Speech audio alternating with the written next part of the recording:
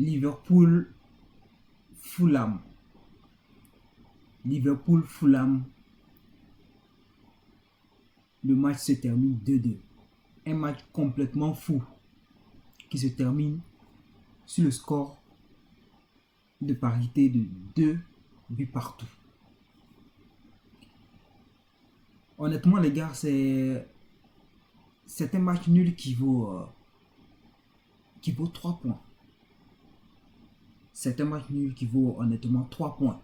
Ayant vu le scénario de la rencontre, ça vaut 3 points pour moi.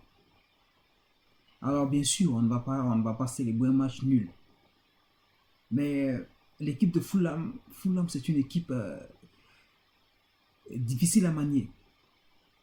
Fulham, c'est une équipe difficile à manier. Et cette saison, ils font une très belle saison, un très bon début de saison. Je crois qu'ils sont 9e ou 10e, Fulham. Et donc, le match se termine 2-2. Mais le match, il y a beaucoup de choses à dire sur ce match. Il y a beaucoup de choses à débriefer sur ce match. Alors, on va faire une courte vidéo pour ne pas trop parler. Voilà, pour ne pas faire une vidéo assez longue. On va passer rapidement sur les points les plus importants. Et donc, de ce match, il y a du positif et il y a du négatif à tirer de ce match. On va commencer par le négatif. Et donc, 2-2, ça fait 2 points perdus, 2 points perdus dans la course au titre. Sachant que Chelsea se porte bien en ce moment. Demain, Manchester City reçoit ou se déplace à Manchester United. Sachant que les confrontations entre City et United, City est largement dominant sur les rencontres avec Manchester United. Et donc, City part favori pour moi. Même si City est sur une mauvaise passe, City part favori. Et donc, c'est ça le négatif. Bon, Liverpool qui perd, et c'est le deuxième match nul consécutif de la 15e journée et la 16e journée. Et donc, ça n'arrange pas. Ça n'arrange pas Liverpool.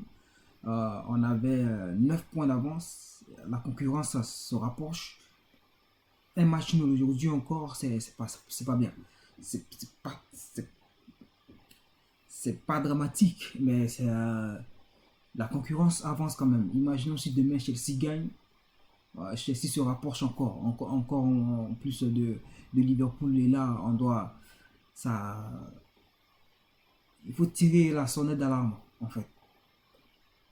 Et donc, quand même, il n'y a pas que de négatif. Il y a de cette rencontre, il y a, bah si, j'ai failli oublier un point. Le flop de ce match. Le flop de ce match, les gars, je pense que c'est ce mec-là, Andrew Robertson, qui depuis des semaines produit de mauvaises performances, en fait. Contre Arsenal, il a été complètement en difficulté. Contre Arsenal, voilà, il avait des problèmes face à Bukayo Saka. Bukayo Saka qui fait des dribbles, des crochets simples. Robertson qui passe, qui tombe sur ses fesses. Il appelle au secours au défenseur pour l'aider à défendre. Et là, ça s'est vu encore contre Fulham. Le but de Fulham, c'était sur son côté. C'est devenu le maillon faible. Parce que au départ, c'était Alexander Arnold. Alexander Arnold, latéral droit qui est bien connu pour ses qualités offensives. Mais défensivement, c'était difficile pour Alexander Arnold. Mais maintenant, ça va pour Alexander Arnold. Il défend très bien. Il est difficile à passer. Mais maintenant, c'est ce gars-là. C'est ce mec-là. C'est lui maintenant qui nous pose problème. Il se fait dépasser. Il se fait avoir. Offensivement, il n'apporte plus tellement. Et défensivement, c'est la cata, voilà. Le but, il se fait dépasser, il se fait bouger par c'est Herrera, non? Andreas Pereira. Et par la suite, il prend un carton rouge en début de match qui plombe vraiment complètement l'équipe. Ça nous permet de poser la question de savoir, mais est-ce que Robertson doit toujours être titulaire? Est-ce que c'est pas le moment pour Tsimikas d'être titulaire devant Andrew Robertson? Ou faut-il recruter un autre latéral droit, un latéral gauche, pardon? Bah, la question reste posée, hein, les internautes vous répondrez à cette question. Le positif de cette rencontre, c'est que Liverpool a du caractère. Hein. Liverpool a du caractère, revenir à 2-2 face à Fulham, qui se porte bien. Revenir deux fois. Voilà un très beau but de Cody Gakpo, un centre, comme Mohamed Salah a l'habitude de faire. Hein. Il repique dans l'axe et il centre, c'est très dangereux. Cody Gakpo, tête plongeante et qui bat le gardien. Ça a été un scénario vraiment très très intéressant. Et bonne nouvelle encore, c'est le retour de Diogo Jota. Diogo Jota qui entre, qui signe un très beau but, passe en plein milieu de la surface, en plein axe. Il se retourne comme voilà, à la Jean-Claude Van Damme et qui prend le gardien à contre-pied comme si c'était sur un penalty. Liverpool a du caractère, hein. C'est la leçon qu'on doit tirer en quelque sorte de ce match. Et donc, c'est ça le positif à tirer voilà, de ce match. Euh, Honnêtement, mon impression sur ce match, c'est voilà, mes sentiments sont mitigés. Hein. Voilà, Arsenal a fait match nul, 0-0 face à Everton. Chelsea demain, si Chelsea gagne, Chelsea se rapproche. City gagne, City se rapproche. On va pas retenir 2-2. En gros, les résultats, les 2-2. Certes, le scénario était complètement fou, mais l'histoire retiendra quoi? 2-2 à la fin.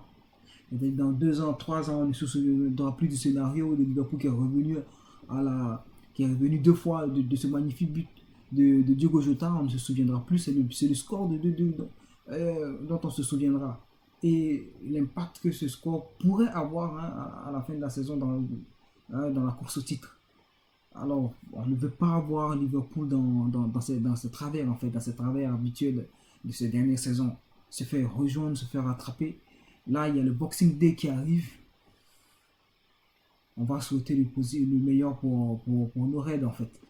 Espérer rebondir rapidement le match prochain.